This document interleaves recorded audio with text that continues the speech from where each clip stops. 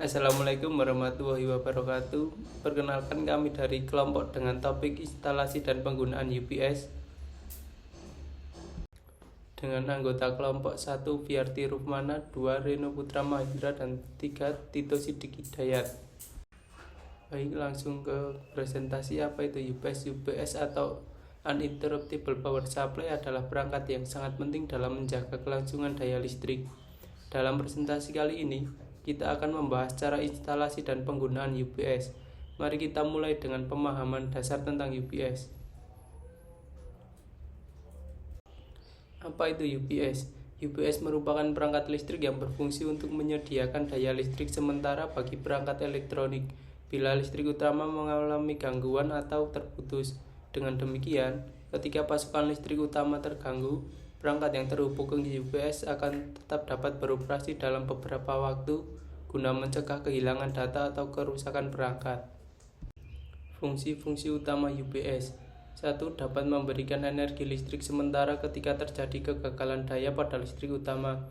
2. Memberikan kesempatan waktu yang cukup untuk segera menghidupkan genset sebagai pengganti listrik utama. 3. Mengamankan sistem komputer dari gangguan-gangguan listrik yang dapat mengganggu sistem komputer, baik berupa kerusakan software, data, maupun kerusakan hardware.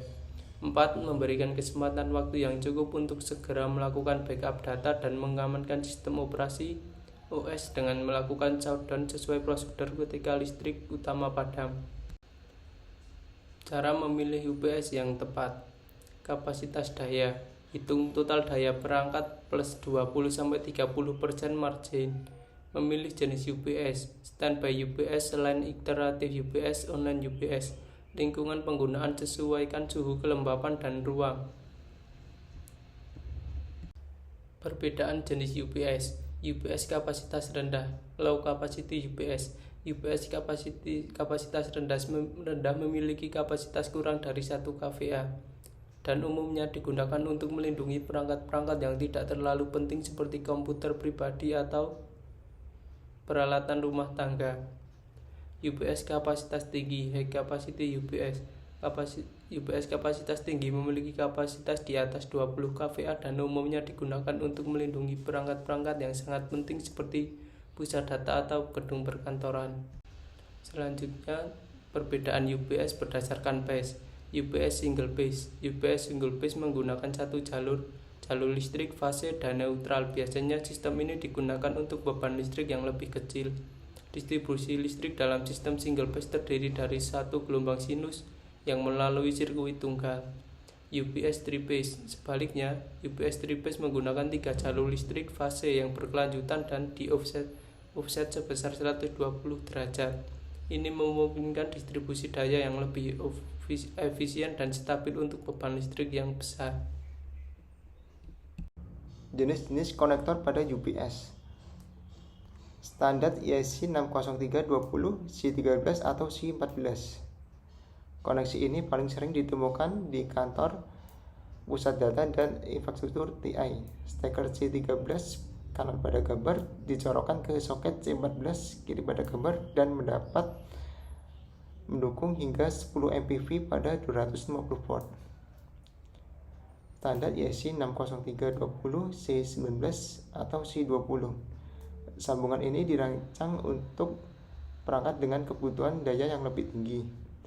Colokan C19 kiri pada gambar dicolokkan ke soket C20 kanan pada gambar dan dapat mendukung hingga 16 MPV pada 250 volt.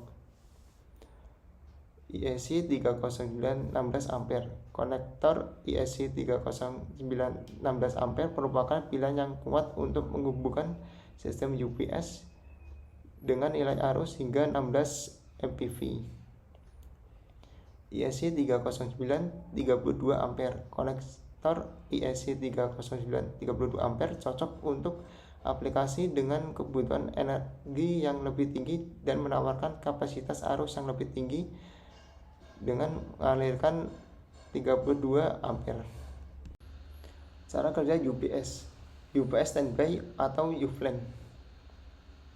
UPS yang paling sering umum digunakan untuk komputer pribadi.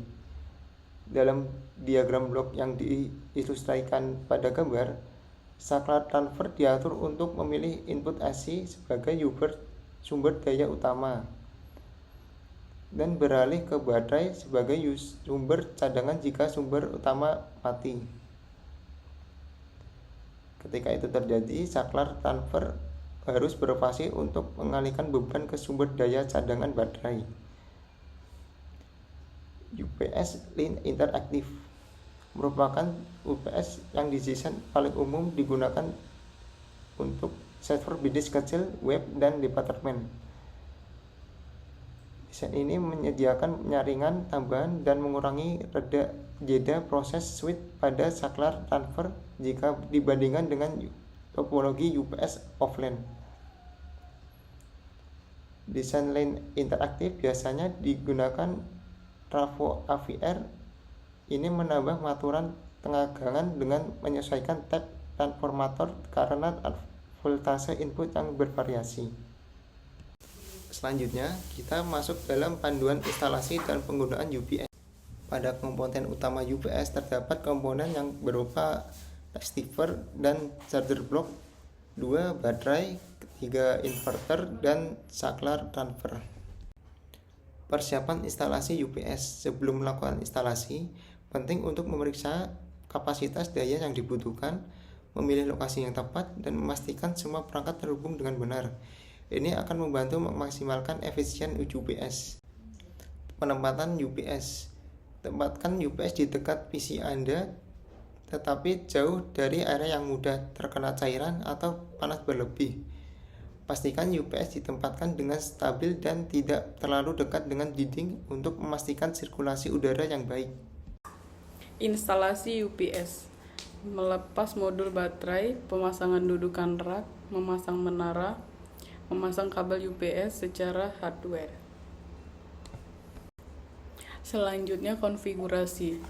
Yang pertama, menyambungkan fitur penonaktifkan daya darurat. Yang kedua, mengonfigurasi kumpulan outlet terkontrol. Yang ketiga, operasi antarmuka tampilan UPS. Yang keempat, ikhtisar menu. Yang kelima, penyesuaian sudut antarmuka tampilan LCD. Selanjutnya, hubungkan UPS ke listrik. Sambungkan kabel daya dari UPS ke stop kontak listrik yang terdekat. UPS biasanya memiliki beberapa stop kontak, jadi pastikan Anda menghubungkan semua perangkat yang perlu dilindungi. Hubungkan perangkat. Yang pertama itu PC. Hubungkan kabel daya dari UPS ke unit central processor PC Anda. Yang kedua, perangkat tambahan. Jika Anda memiliki perangkat tambahan seperti printer atau modem, sambungkan mereka ke UPS jika ada daya cukup. Yang ketiga, monitor. Jika Anda ingin melindungi monitor Anda juga, hubungkan monitor ke UPS dengan kabel daya yang tersedia. Setelah itu kita melakukan uji coba. Setelah semuanya terhubung, lakukan uji coba untuk memastikan UPS berfungsi dengan baik. Matikan daya listrik secara manual dan Anda akan melihat bahwa komputer Anda tetap berjalan dengan bantuan UPS. Hal ini adalah bukti bahwa UPS Anda bekerja dengan baik.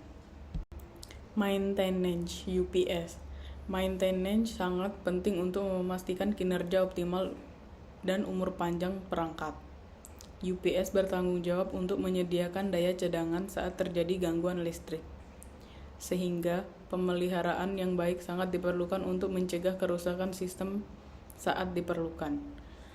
Pemeriksaan visual. Rutin memeriksa kerusakan fisik pada kabel dan komponen. Pengujian baterai. Menguji baterai secara berkala untuk memastikan daya. Membersihkan komponen.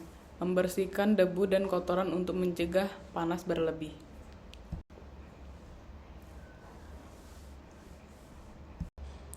Kemudian sekian dari kelompok kami dan terima kasih.